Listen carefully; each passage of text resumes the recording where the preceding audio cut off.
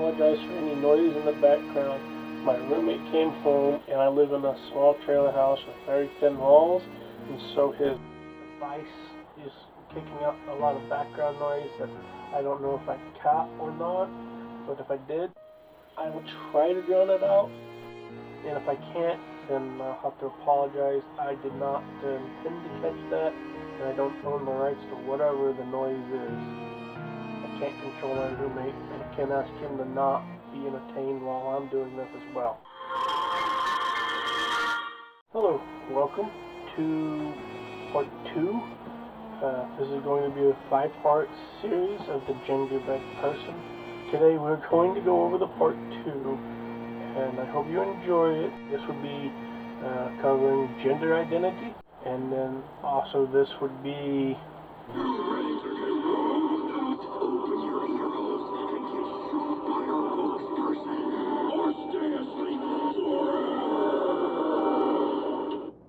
This is the gingerbread person poster version 4.0. Well, I know about sex and gender now. What else do we need to talk about? Hold on there, Cindy. We only went over human sexes. We have not even really touched on gender yet.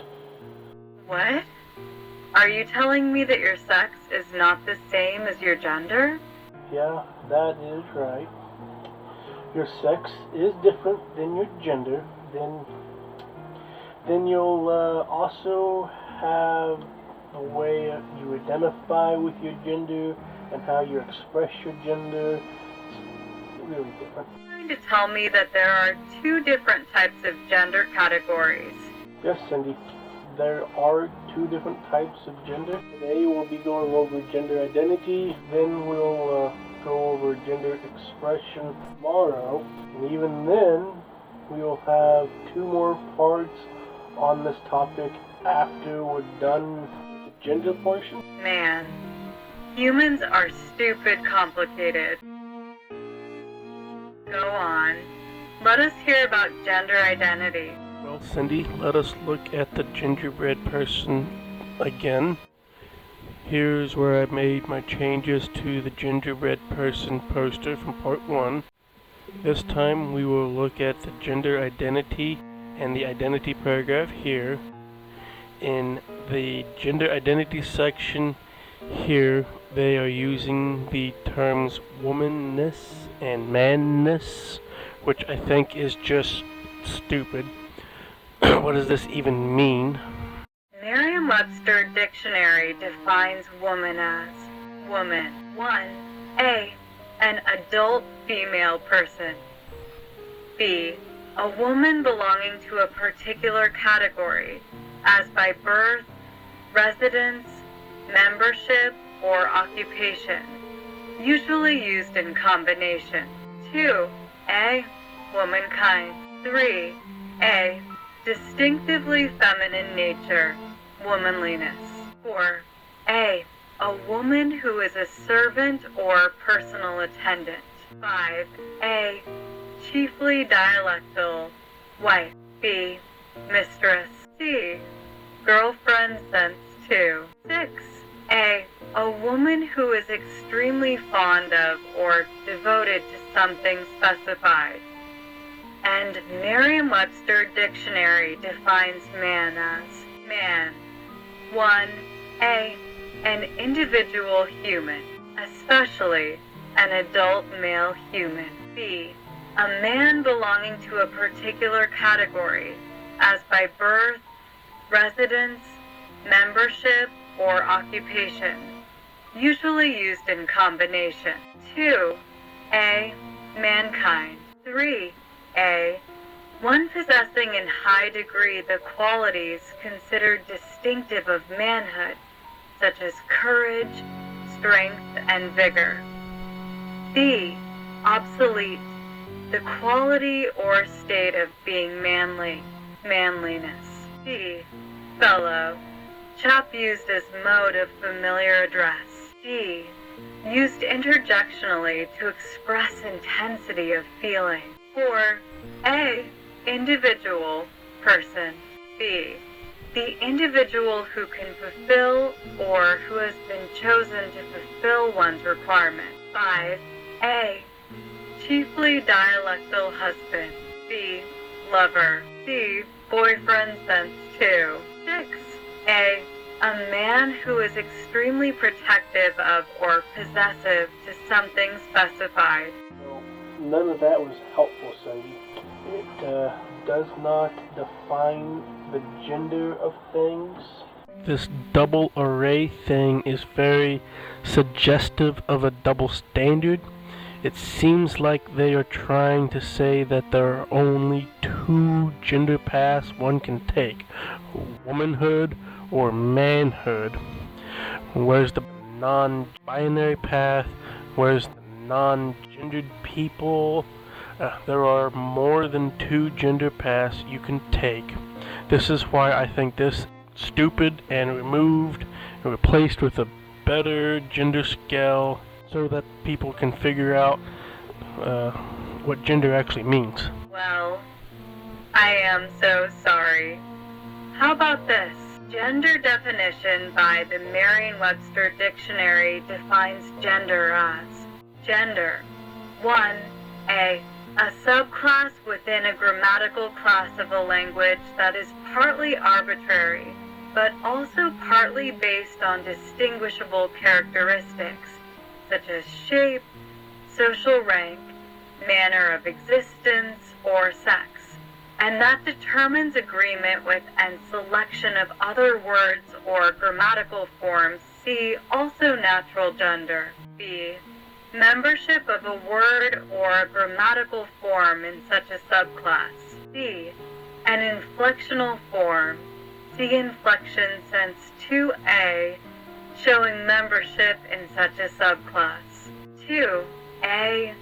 Sex sense 1A, as in the feminine gender or in the masculine gender. B.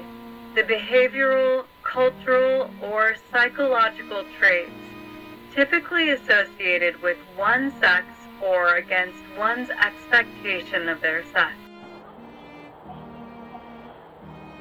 This is a little better.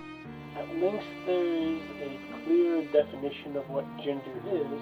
However, there's still a lot of uncertainty with gender and with its meaning of identity as a specific gender. What is this nonsense? Why are these 2 gender arrays here? Why is the womanness gender array separate from the manness gender array? This makes little to no sense to me. This is not exactly helpful either.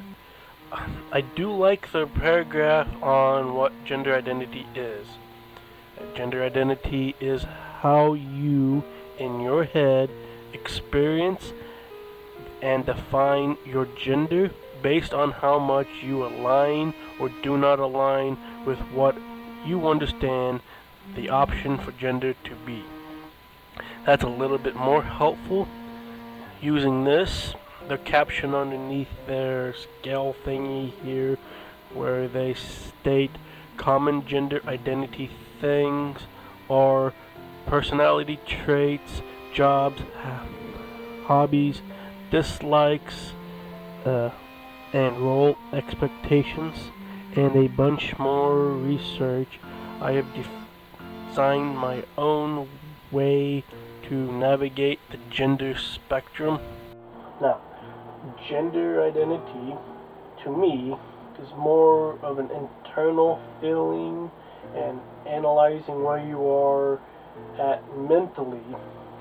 The way I see gender identity is more like a sea of various genders. So I think we need something more along the lines of something to help us explore this gender sea, something like a compass. So what I did, I made this. Now this is my interpretation of gender identity. The gender compass. You have the feminine and the masculine. Of course, we're going to do the high visibility, and then the feminine and masculine low visibility. Then you have your androgynous axis, and then your non-conforming axis, because non-conforming is going to be high and low visibility. So you'll have your feminine hemisphere, your masculine hemisphere, your high visibility hemisphere, your low visibility hemisphere. That'll be your high visible feminine quadrant, your high visible masculine quadrant, your low visible feminine quadrant, and your low visible masculine quadrant. Your high visible non-conforming cone, your low visible non-conforming cone, and then your androgynous equilibrium or equator, and which we'll be putting it on a y-axis as in math, or in personal navigation like a compass, for your gender identity. The y-axis is the non-conforming gender axis. The closest you get to the y-axis, the less you'll feel your gender. If you're pointing at 8-0, you're agender, your no gender identity. X-axis is your androgynous axis. The closest you get to the x-axis, the more you feel your gender. 4-4, you'll be sort of like a split between masculine and feminine in your gender identity. Your red arrow will always be in the high visible hemisphere. Your white arrow will always be in the low visible hemisphere. Your gender compass must make 8 by adding the red arrow and the white arrow together. Let's walk through this and see what these all mean. Take the compass and we're going to then turn the arrows and set it to where the red arrow is in the feminine hemisphere, pointing at 4-4. This is what you'll see as your gender. Basically going to be seen as a tomboy or a femboy. Now we're going to turn it up to 5-3 in the feminine hemisphere. And then this will be how your gender will be seen. You'll be seen as more of a shy girl or metro femme. Then we're going to adjust it to 6-2 in the feminine slide, which will be femme or basic girl. And then we're going to turn it to 7-1. And then we're going to be like boss girl or high fashion kind of attitude. Then we're going to go to 8-0, which this is how it's going to look to you, which will be no gender, agender, gender non-conforming. You'll be so blended between your feminine and your masculine, you won't be able to tell the difference. Now let's go and set it to 7-1 on your masculine side. Which right here we have the hypermasculinity or CEO boy. It's not really a gender identity, it's more of an attitude, but so is girl boss. Now let's go to 6-2 on the masculine side, which would be mask or basic boy, basically where your binary gender identity on the masculine side is going to be at. Then you got 5-3, which is going to be shy boy or metro masculine. And we go to pointing at 4-4 with the red arrow on the masculine hemisphere. And it's going to be something like androgynous, masculine, leaning, queer gender, gender neutral, something of that nature. If your red arrow stays in the feminine quadrant, your gender identity is going to be feminine, and your white arrow will stay in the low visible masculine one because you still have a masculine side. If your red arrow stays in the masculine quadrant, then your gender identity is going to be mainly masculine, and your white arrow is going to point to the low feminine quadrant because you still have a feminine side. The binary gender identities will stay in the respective hemispheres. High feminine hemisphere, the high mask hemisphere, but the non-binary gender identities will flex and move between the high visible masculine and the high visible feminine, or they'll stay closely pointed to the non-conforming pole, or they'll stay really closely to the androgynous equilibrium or equator. If your arrow doesn't seem to stay within a quadrant, then you're more likely going to be non-binary gender identity, or gender fluid, or gender flux, whatever it is. The binary gender identities will be more or less stable around the 5'3" or 6'2", feminine or masculine leaning. And then this will be basically how the society sees gender, with the tiny little boxes being what gender restrictions are for society, and everything else is basic gender, because gender is a social construct. Society actually dictates what gender is. However, after a stupid long time researching and self-exploration, I have found many different definitions of what gender identity is. And here's a few basic ones that are the leading. But I have a very simple definition for what gender identity is. Your gender identity is a person's internal sense of their own gender, cis, trans, man, woman, genderqueer, all are examples. In other words, if you feel feminine, then your gender identity is feminine. If you feel masculine, then your gender identity is masculine.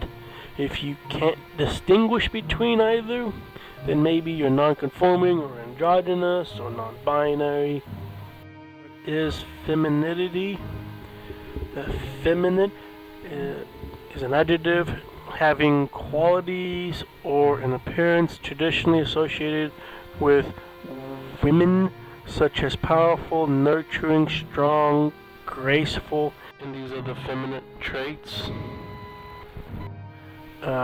Basic identity markers would be nurturing and nesting. If you could consider yourself a nurturer or a nester, then your gender identity would be feminine. The best way to denote the feminine identity would be to use the pronouns she, her, hers. What is masculinity? Masculinity is gender denoting words, traits, and roles associated with males, embodying characteristics such as strength, assertiveness, and leadership within language and society. Here's some of the characteristics of masculinity. Basic gender identity markers would be protectiveness and provision. If you consider yourself a protector or a provider, then you might be considered masculine. And the best way to denote the masculine identity would be to use the pronouns of he, him, his. What is androgynous? Androgyny is a non-binary gender identity associated with androgyny. People who identify as androgyny are synonymously feminine and masculine, although not necessarily an equal amount. The traits of androgynous would be a mixture of the traits of feminine and masculine. The gender identity markers of androgynous or non-binary would be a combination of the four between masculine and feminine. Generally one from the feminine side and one from the masculine side, never really more than that. If you basically find yourself in this situation, then you might be more androgynous. Here's a list of androgynous genders. Have a gander at this. The best way to denote the androgynous identity or non-binary identity would be to use the pronouns of they, them, their. What is non-conforming or missing gender? Non-conforming gender identity is gender. Non-conforming defines people who have a gender expression that does not conform to traditional gender norms, and they generally just have traits that are so off the wall they can't really be pinpointed, and their gender identity markers are absent. Most non-conforming genders don't necessarily have an internal gender identity. Their gender identity is generally comes from an external factors, because their gender identity is more environmentally influenced. They will borrow a gender expression from other genders, and then over time that borrowed gender expression will become internalized. Thus, creating a gender identity through time.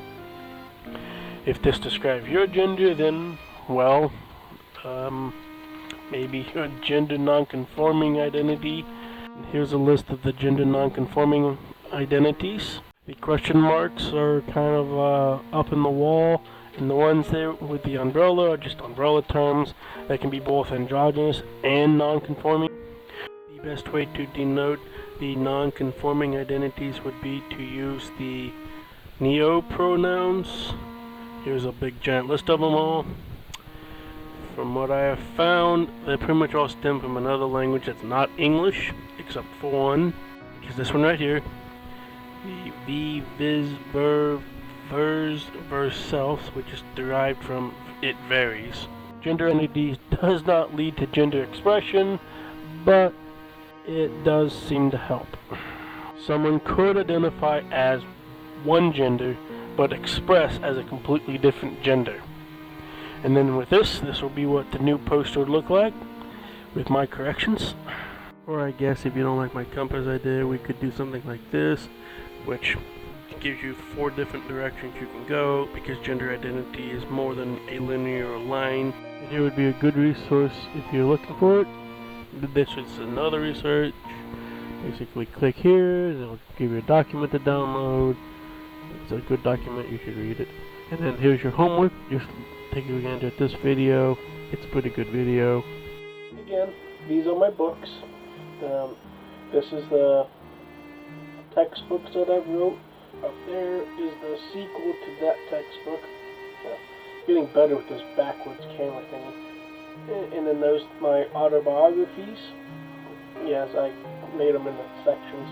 This is section 1, section 2, section 3. This is a novel that I wrote, and this is just a glossary of terms for cis-heterosexual people that want to know what the language that some LGBT members might be using these days. I didn't put it all in there, but it's there. And this here is my roommate. Ida Slaughter Montgomery, they, them. And your letter in the alphabet, B, ain't it? Yes, it's B. And you might become a host. Yes. We're working on possibly something with the Wizard of Oz. So after this series with the gingerbread person, we might get into that. So stay tuned. Just always in the way. Always got to be the center of attention.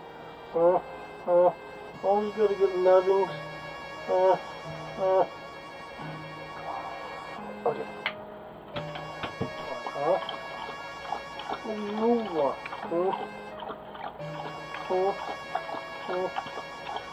Just not getting enough attention. Just not getting enough attention.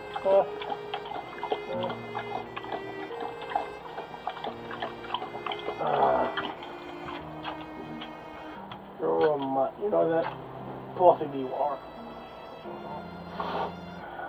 Okay, can you girls go away now? Go. I'm doing something. I'll be with you in a second, okay? I'm doing something. Go. For those of you that seen Storm just a minute ago, and want to inquiry about where her fur looks, she came down with a rare skin condition, which makes it hard for her to grow fur back. And it's kind of disappointing because she used to have a beautiful fur coat, but with her medical condition, it makes it hard for her to grow that fur back. And I've been trying to work on it, taking her to the vet and everything, but it is what it is. Apparently, even the vet can't really figure out how to get to come back. But I have taken her to the vet, and she has seen medical attention about that. Well, she's old too, so she's close to 13.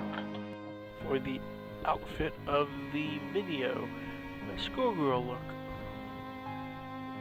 Thank you for watching.